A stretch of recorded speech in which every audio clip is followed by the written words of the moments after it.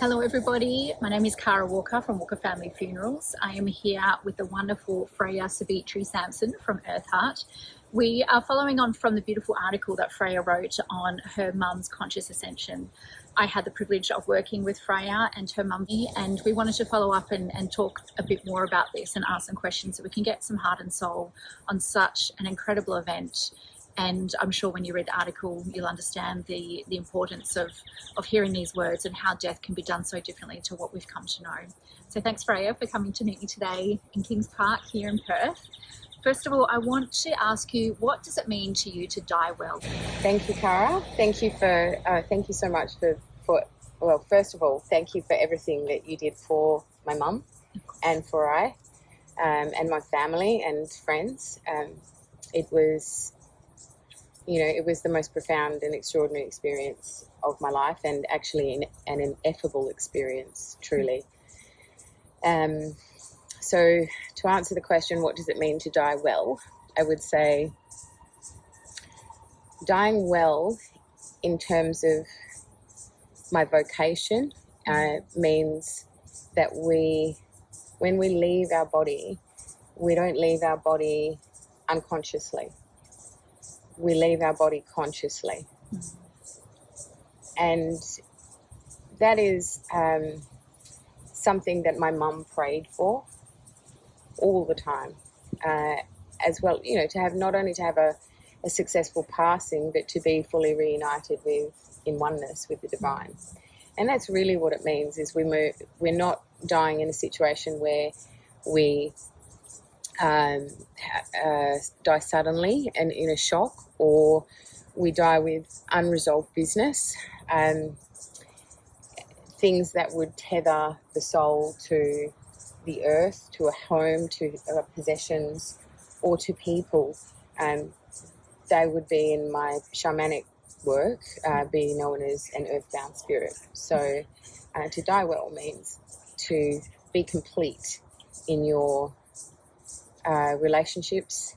It means to be surrendered, and it means to die consciously. And if we're not lucky enough to have that experience, because we're not all, that then, there are still ways that we can be assisted to move from what the Buddhists would call the bardo, or the Christians would call limbo. It's the same kind of thing.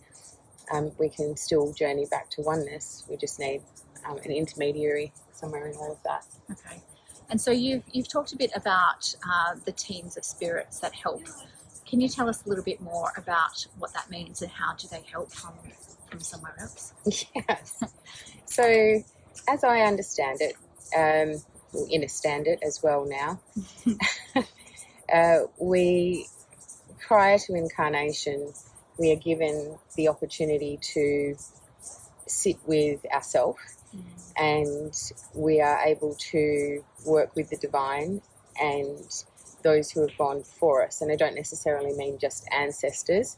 Not that when I say just ancestors, that's not meant in any kind of derogatory term. It means some ancestors are fully aware of who they are and where they've been, and they support us regardless of their level of consciousness.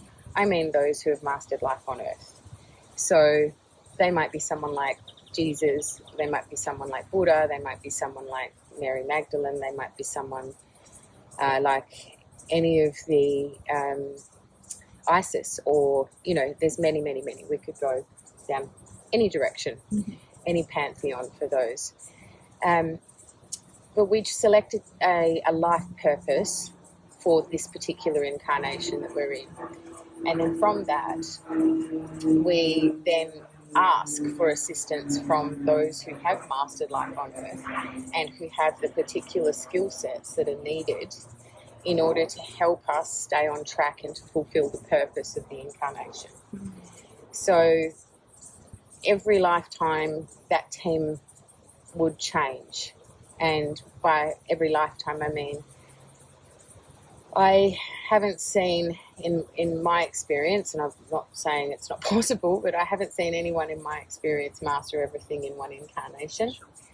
There's so much to the divine and to experience in creation that, from what I've seen from numerous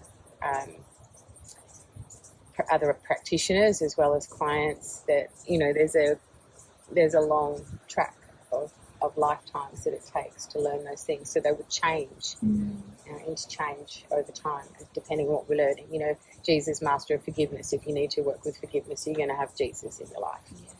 Yeah. So can you tell us a little bit more about the rest of the sequence of events her team and her higher self gave you for the Ascension ceremony? Yeah, okay. So, It's a big one. yeah, so I will say,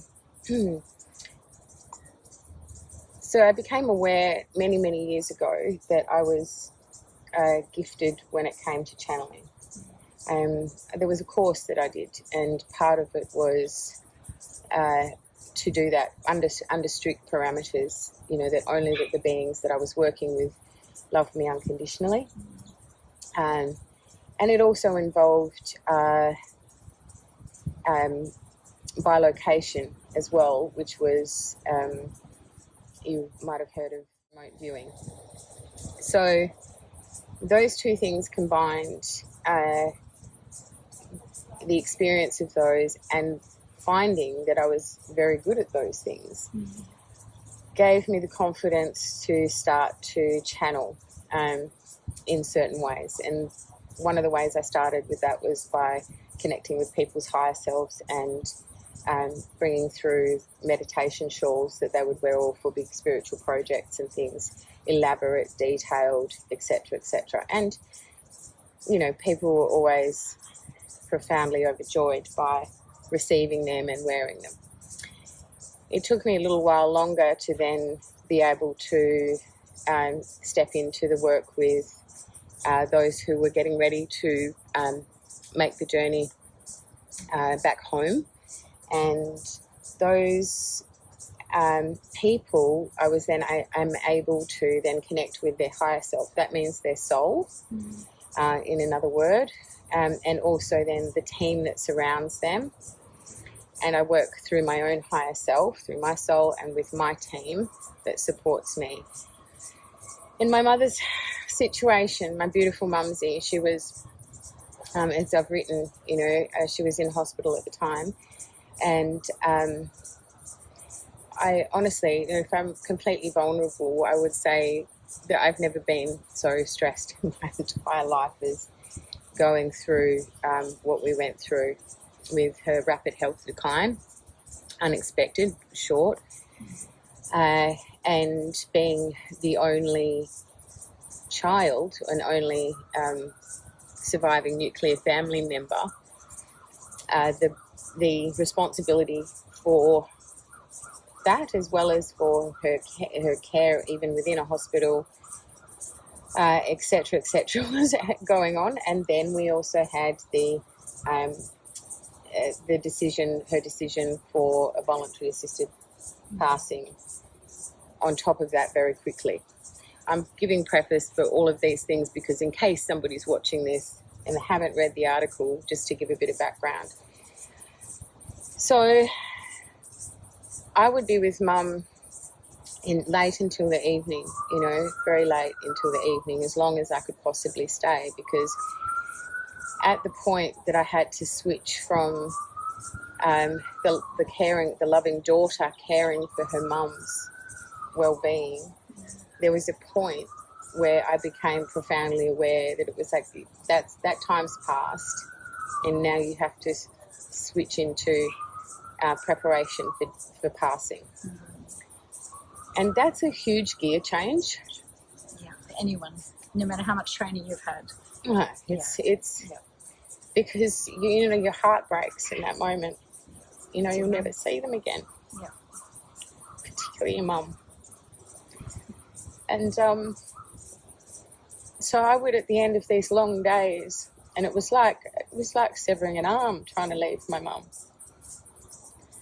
You know, neither of us wanted to be parted. And I knew, and she knew when I wasn't there, that I wouldn't be there to lift her out of bed and dance her to the bathroom. and make everything as fun as I could for her in every moment. Instead, I went home and then sat, in a quiet place and had to step into, my work as a healer, spiritual healer and spiritual teacher, and as a channel, and to then consult with her soul and her team about what it was that she would like. And there were many things that we were going through. She was in a lot of pain, and she spent her nights when she couldn't sleep awake, making lists of things for me to gather. And those things were occurring. I was listening to what it was she wanted, for whom to have and why. And that, in part, informed the process. That's why I share about it. That in part informed the process of the ceremony itself. She had a bowl, a beautiful rose quartz bowl, which you can see a photo of in the article. And in that rose quartz bowl were many love hearts. And my mum had a very strong bond with Jesus and Mary, particularly Jesus. So that forgiveness journey was a huge part of her life. And so that bowl became part of the ceremony. She wanted to give some of the hearts to different people. And what came through from her soul was use the bowl in the ceremony, and people who attend her voluntary assisted dying procedure and her conscious ascension ceremony are to have one of those each whilst they're sitting in the audience, place that with their left hand on their heart chakra, send all of their love and prayers into that for her journey. And then when it was each of their turn to go up, they would give that heart back to her and leave it with her, so that when she received the medication, that she would be surrounded with all of that. So that was one part. Another part was that my mum and I had gone to study Egyptian emotional clearing technique, which is EECT for short, and that is a process that was brought through from the Temple of Isis upon a visit by Gary Young, the founder of Young Living Essential Oils. He then took that, he was taken to a room where he saw an enormous panel of hieroglyphs and received a huge energy from that, and then went on to apply the wisdom. It was all about essential oils, and he applied the wisdom in terms of anointing oils and performing this process on people individually and at one time on stage. And his one of his keenest followers was Artemis. She, travelled the world to follow Gary and learn about his wisdom. And she was the soul who then took that work and formalised it into EECT. So it came from Egypt, and it was a process that was given to priests and pharaohs over a 3-day period, and that work has been distilled into a appropriate technique that allows us in these times to have a small experience of that, and it's literally designed to release emotions. It was given to pharaohs before their passing. It was given to priests on points of initiation or upon their passing. And so that is why the guidance was for Mum to receive an Egyptian emotional clearing technique prior to her passing. And also that the other thing was that this was all of these things, and there was more, were to occur, not behind closed doors, but in an open community, surrounded by loved ones forum. And, that was what my mum asked for. She was like, oh, I'd like these people here. And then it was like, oh, but hang on, I'd like this person and that person. We ended up going from, there'll be 5 or 6 people to there's 36 people. Yes. Yeah, and 36 people is a lot. And it's also, I don't know how common that is, because I don't... Yeah, from my experience, it's not very common. But, it feels like that would be a show, but it wasn't. It was a support. She selected those people, and it felt like they were there with nothing but love to support her and you and hold that space. It wasn't, let's watch this and see what happens. It was completely different to what I think people would expect if you said that I'm inviting 36 people to watch that passing, It wasn't like that. It wasn't. It was nothing but love, and like you said, that love in the crystals, but in their intent to support her and you. Yeah. Yeah, it was, and I might point out that it was unusual in that because my mum's health declined so rapidly, and because her condition was terminal, she was then afforded the opportunity to have the VAD, or Voluntary Assisted Dying procedure. And that turnaround time was very short because of the necessity, and that still followed the protocols of the way that you can access that. So nothing was shortcut or anything of that nature. Mum was very clear. She was very clear about what she wanted. She'd made up her mind, and, even though my mind was thinking I would have my mum for longer, she knew what she wanted, and she asked for that. So in a very short space of time, days, I had to, because the goal was to bring her home, I had to prepare the home, the garden, the ceremony, the care for her, organise people to take her life story. There was so much happening. It's a miracle I got any sleep. It's a big day. And there was a lot of people moving in now. What I found was beautiful was that you had a friend smudging people as they arrived. Can you tell us about the significance of that part of the ceremony? Yeah, so anything to do with ritual or ceremony, in my awareness, in my training over many years from and much reading and looking at history and all sorts of things, is that ritual is always begun by first invocation, and invocation means you're saying a prayer of intention. Would you agree? I mean, you yourself are... I'm a witch. You're a witch? She's a witch. So am I. Actually a fairy. She is. It's true. So it's always begun with a prayer of intention. It's like putting a seatbelt on, and it's like saying, we're going this way, and we're inviting these beings of unconditional love to support, guide, and protect, not even protect, but to hold steady the intent for this journey. So that's the first thing, and also various other energetic tools and techniques are utilised to create a steadfast environment.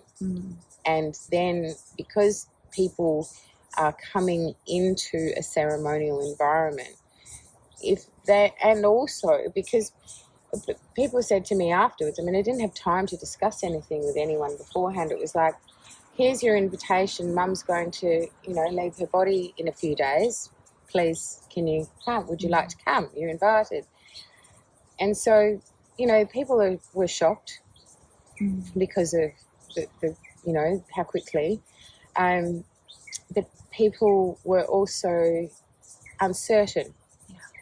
And they were like, well, we've never witnessed anything like this. I'm not sure if I want to see this. What's it going to be like? Mm-hmm. And of course, when we go through an emotional process, that brings up all of our baggage. It brings up our fears. It brings up everything. Our own mortality, our biggest fear, right? Yeah. To be literally facing death is very hard for anyone. Yeah. But then, obviously, those 36 people were in a circle who loved her. To sort of watch that it can be confronting. But they, they were ready, and they showed up. Okay. Yep. They showed up, and so in all traditions that I'm aware of, there is a practice of burning something. It could be incense. It could be called seining. It could be called fire ceremony. It could be called smoking. It could be called smudging. In this case, for ease, we chose working with smudge sticks. And that was because, you've got people coming in, and they then would be bringing with them all of their fears. So the smoke itself and the particular herbs work to transmute that energy, and then the auric field, or if you aren't familiar with that term, the personal space of the individual is washed clean of all those things, and it allows them to show up in their best state. And it also reduces their inability to be present for the person passing and to be present for themselves is what I would say. It puts them in their best state. They're stepping into ceremony. They know it's like a gateway. Yeah. I'm stepping into this space now. Yeah. You've mentioned the Egyptian emotional clearing technique. What exactly is the role in the whole ceremony that part played for your mum's ascension? So that was the first thing that happened. After the hilarious dress situation. Well, actually, that was the first thing that happened, was I completely stuffed up the dress. That was to bring in some humanity into the stress. God. Let's just bring it down for a bit of laughter. And also, it's like your worst nightmare. It is. I'm just going to say, it's like, and we all want, I would equate the level of care that goes into someone's passing to the level of care that goes into someone's wedding. Absolutely. Right? When you have the gift of voluntary assisted dying and you get to curate all of the parts, I feel it's more loaded than a wedding.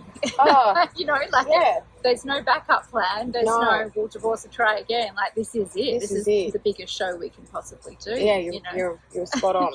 Yeah. So to turn up in the wrong dress, it's not.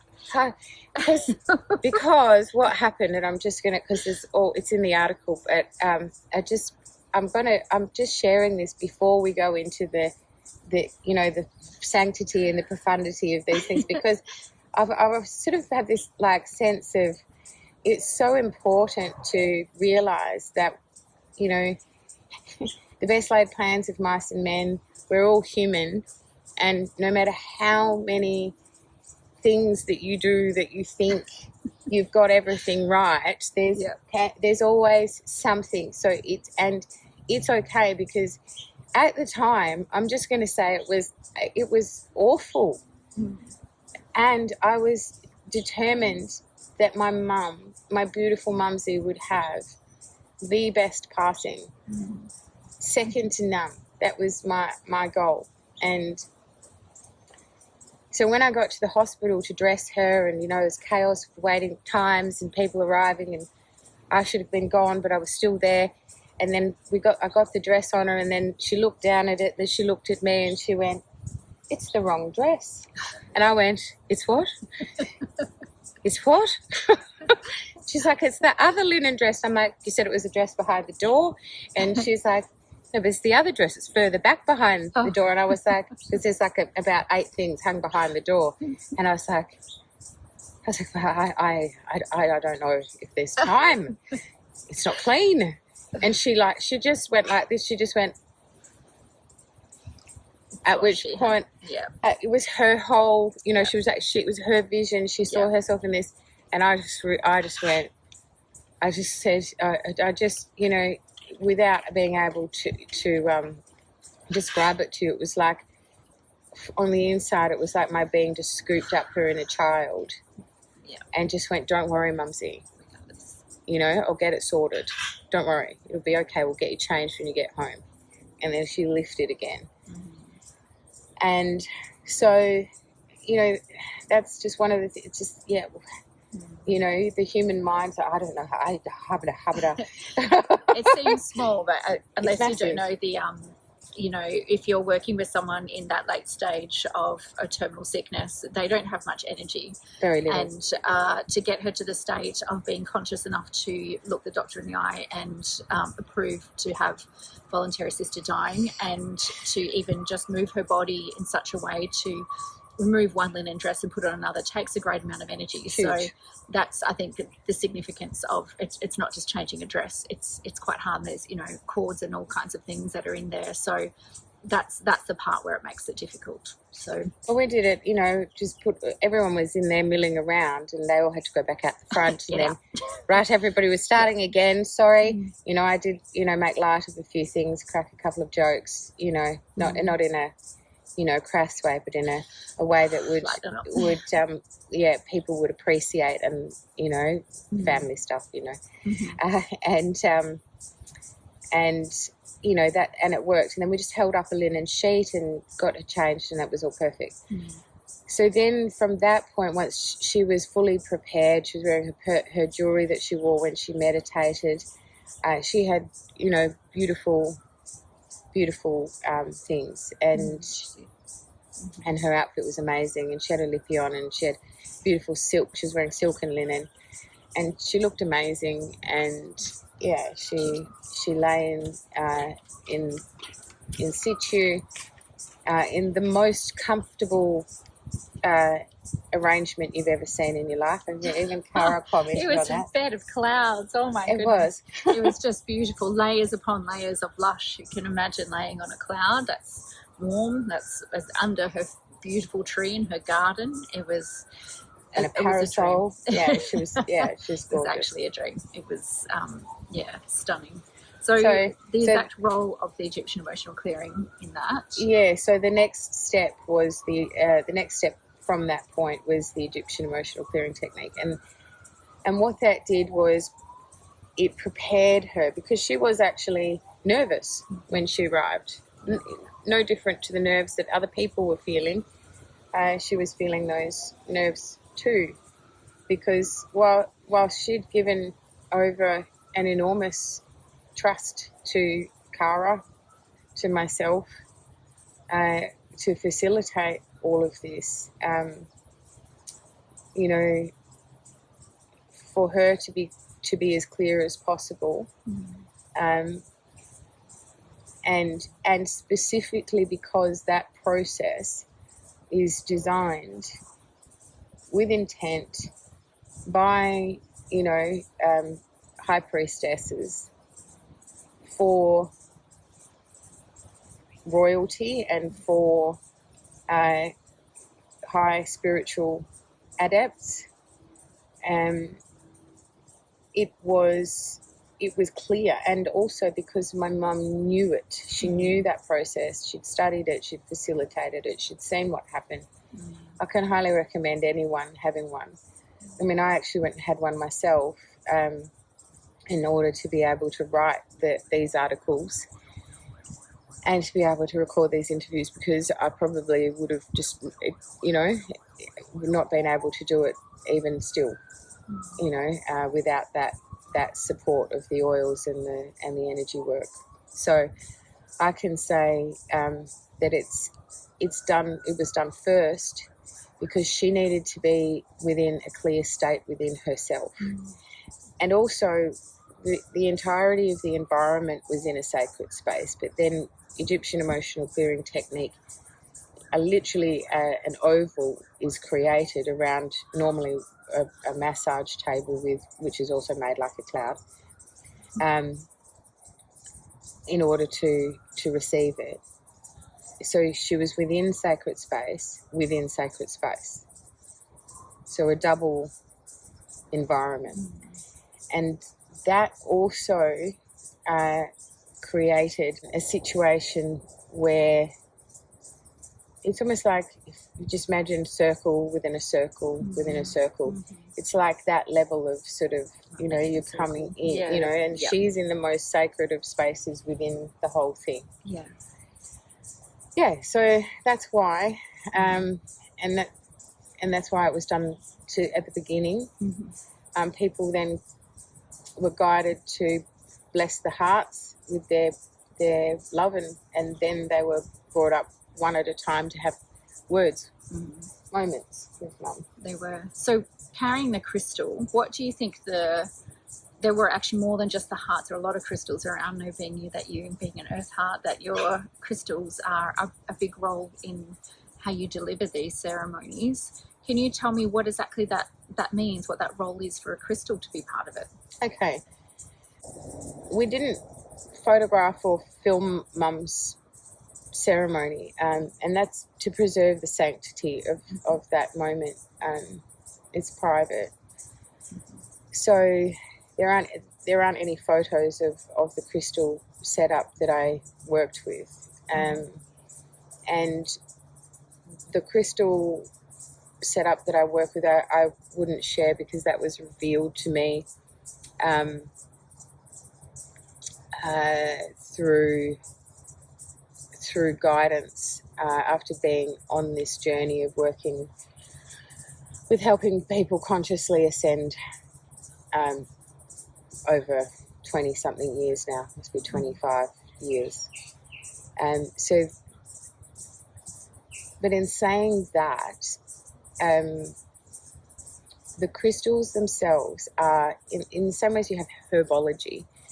Herbs have a different taste. They go in different types of cuisine, but they also have their own healing properties. And so crystals are no different. You can find a myriad of crystal books to look into the meanings of different crystals. In one modality that I facilitate, the simple purpose of rose quartz, for example, is forgiveness. And it comes from the masculine principle, whereas pink tourmaline is gift of love, and that's the feminine principle. Most people would associate rose quartz also with unconditional love. So different crystals are chosen for what that person needs. And trying to say that you would use rose quartz in every single situation, it wouldn't work like that. It just wouldn't. It's got to do with the person and where they're at in their journey, what their life purpose was. Did they fulfill it? Didn't they fulfill it? What happened? But the ones that, there are certain ones there that I worked with that I have utilised with every single person. And it's not just the type of crystal, it's the shape. Because a sphere, for example, goes all the way into infinity in the centre, and it goes all the way out in creation into infinity or eternity, in all directions. Whereas a straight crystal, it gives direction. It's a channel. So all of those things, the size, the shape, the type, the position, all of it is important and unique to the person. And so, speaking of people, I think that what I find in funerals is that people are yearning to support the inner circle of whoever's going through, the common text message of, if you need anything, let me know. And, it seems so shallow for a person to just be like, what do you need, you know? But I think when you were putting on this shallow, not in the sense of that's not what they can offer, they just want to give everything because they know it's such a heartbreaking time. Yeah. And, you know, giving them a role in the ceremony helps them. Because people don't know what to do. They don't. Especially if they haven't lost someone before. No, exactly. And they just want to love you. So, you know, how did you, you know, open up for people to be part of the ceremony and help out afterwards? Well, one thing was that I wrote a program of events. Mm-hmm.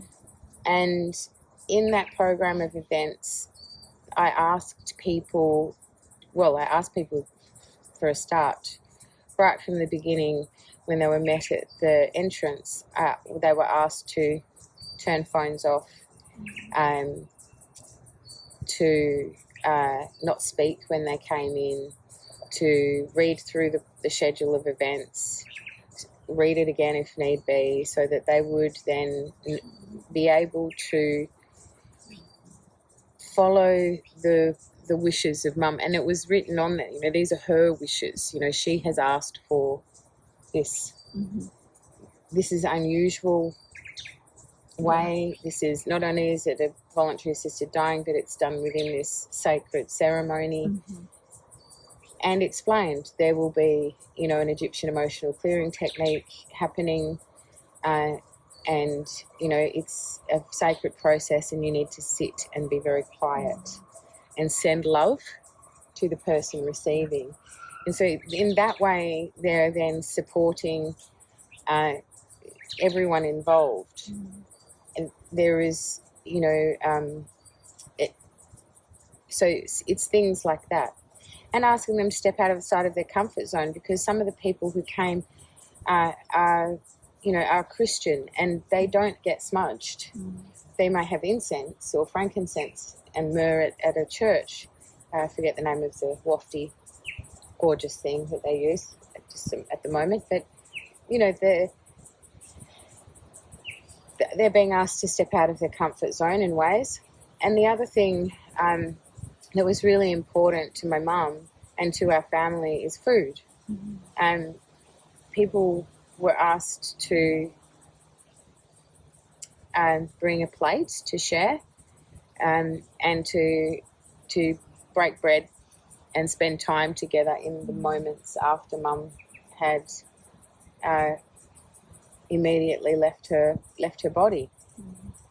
And so that was, and honestly, like, with the amount that I had going on, I couldn't think to organise food. Not for myself, not for anyone else, you know. I was at capacity. So, you know, the guidance was that would be part of the whole ceremony. But also that is something that helped a lot. And, you know, I think it does help a lot that people bring food. It helps them, you know, because they can bring an offering because they just want to offer love in any way.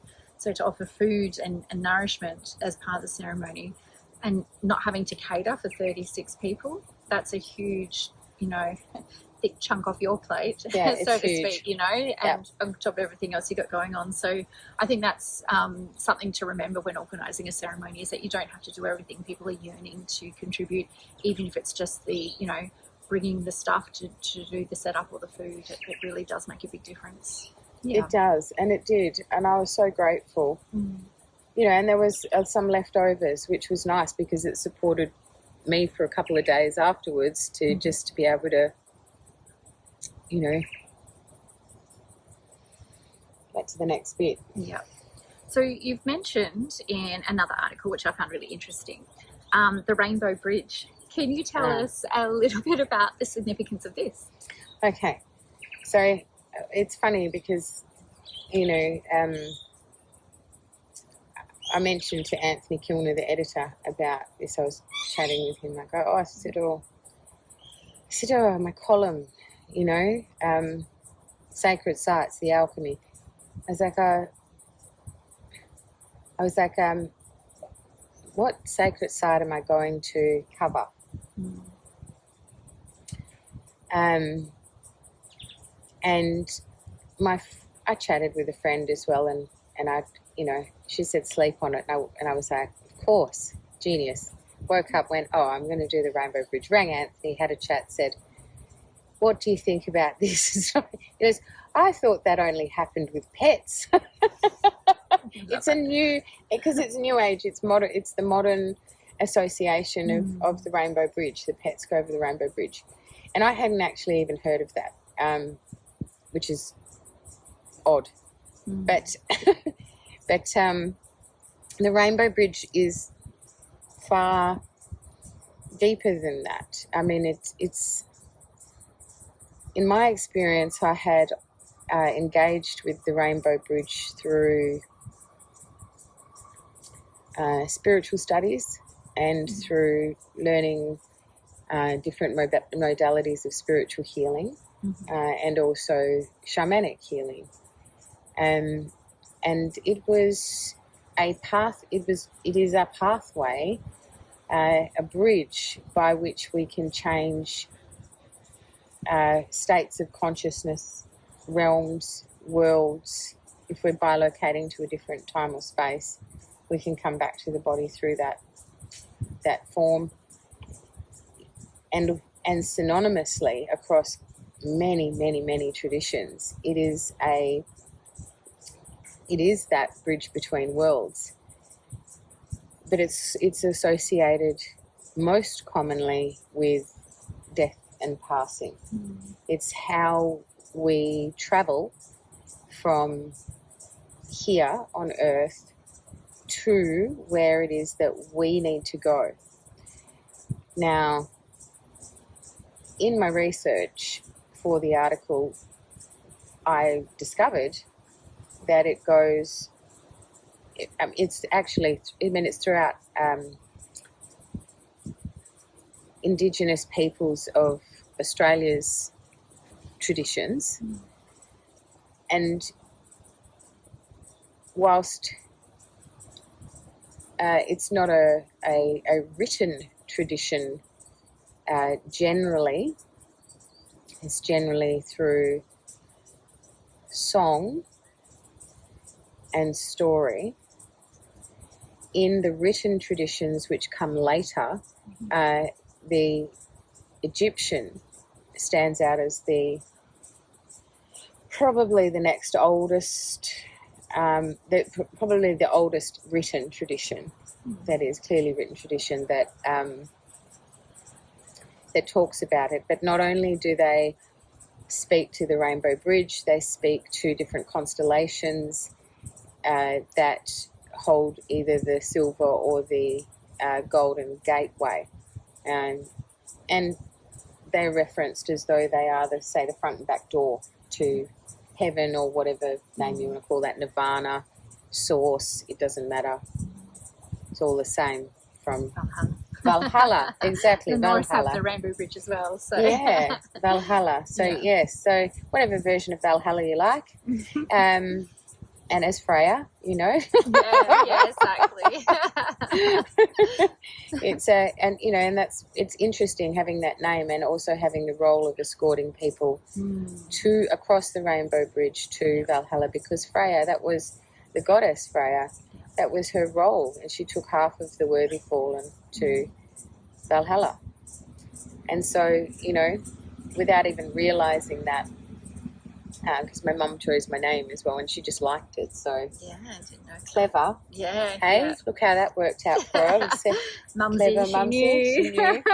It's amazing. So I planned well Cycles. It's amazing. She'll be Freya. Yes. Take care of all of this. Okay. That's what you're doing with me, Freya. Surprise. It still was a surprise, even with the name and with the Divine Commission. Yeah. So, please do go back and read the other articles. We talk about the inception of the Divine Commission to do that in this lifetime for me. Yeah. I was so, going to ask you as a last question, and we're zooming by with time here. It goes so quickly. You know, what do you see yourself doing in years to come to support people with this knowledge and this experience that you now have? I take things under guidance, first and foremost. Secondly, you know, to have, you know, reconnected with yourself in the way that we have after many years, and in your change of or evolution of purpose. You know, I will happily, having worked with you already with my mum, be willing to offer, you know, my assistance to anyone who would care through the services that you offer. And also, in my own work, I've written many courses, and they came under a banner called Tree of Life, Pathway to Empowerment. And I didn't realise when I started writing those lifestyle courses initially that they would be part of an underpinning foundation for the kind of work that I offer. So there's a little more writing to do, not Always. too much more. And then there will be appropriate books and, you know, easy lifestyle courses. If there is a calling in someone's soul to be a part of what I consider has been the most profound, extraordinary and greatest privilege to facilitate and assist with the energetic process of passing for a soul so that they are seen home safely and that they are honoured and given healing and whatever else is needed for them to escort them across the Rainbow Bridge. Then, you know, I would invite people to reach out to Cara, to myself, and, you know, come along that journey. Beautiful.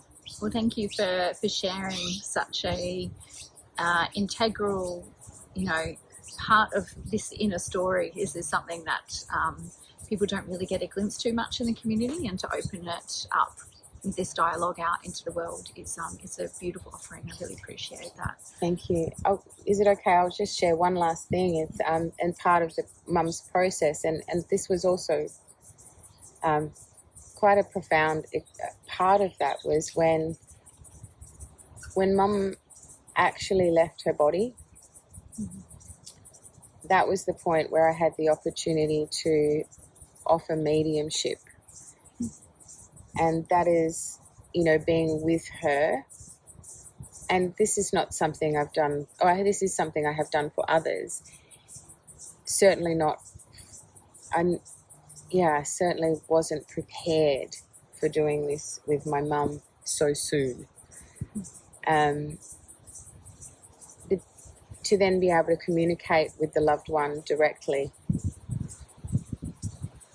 and for the loved ones around, I mean, it must have looked a sight. Just say. For me, I think I've reached you about this because I'm a funeral celebrant. I am a funeral director, and I'm a death doula. So I see a lot of death in many forms, and I'm not going to say that you become hardened. I just go into my work prepared for what I'm about to witness.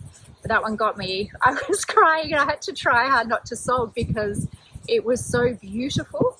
And the VAD nurse, I remember her looking at me like, "Oh, what are you doing?" But, at all of the ceremony got down to the point, and at the point you were by her side, holding her hand, singing Hallelujah. Hallelujah. Oh my goodness. And her body released really quickly. It was the most beautiful experience to witness. You know, it was raw, it was real, and it was pure, and I can't imagine a more beautiful death. And my voice faltered, but of that course. added to it because it was real, it was the emotion, and I was overwhelmed with emotion. I kept on thinking about it for days and just hitting that place of, wow, that was significantly beautiful in every way. You know, it was deeply sad, but beautiful. But beautiful. It was the poignancy of bittersweet. Yeah. Because, you know, and being able to like communicate with my mum, and I'm just I'll share something really vulnerable to say, you know, I had spoken with Cara and Mum in preparation in the hospital. I'd explained what I would do, how I would do it, what would happen. I was very, very transparent with Cara and with Mum. And when that moment came, and my eyes were closed because I didn't want to see the doctor. I didn't want to be distracted by anyone or anything. I needed to be in full presence with my mum. And I said to her, Mumsie, you're completely out of your body now. And I hear back from her, Freya, I can hear you. And I laughed, right? So my eyes were closed and I was touching her body. And at the same time, I laughed at that point. Do you remember that? You laughing? I was like, oh, she's lost it. But you were smiling and you were connected. But I was connected and I laughed. Yeah, you were. And because I was telepathing with her. Yeah, yeah. And, you know, it must have looked a sight to everyone to see me laugh. Yeah, yeah. And then I said to Mum, you know,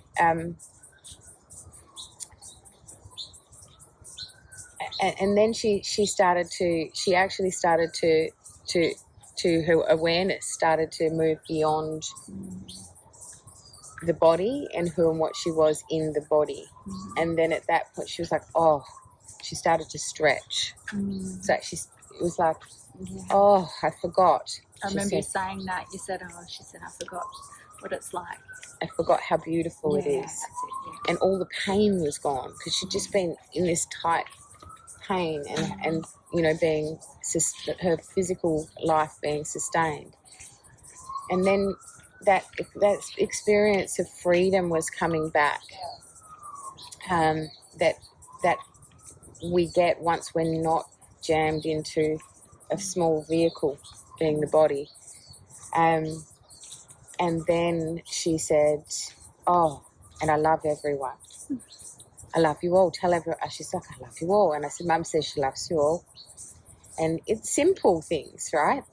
But they're big because, you know, it showed her awareness.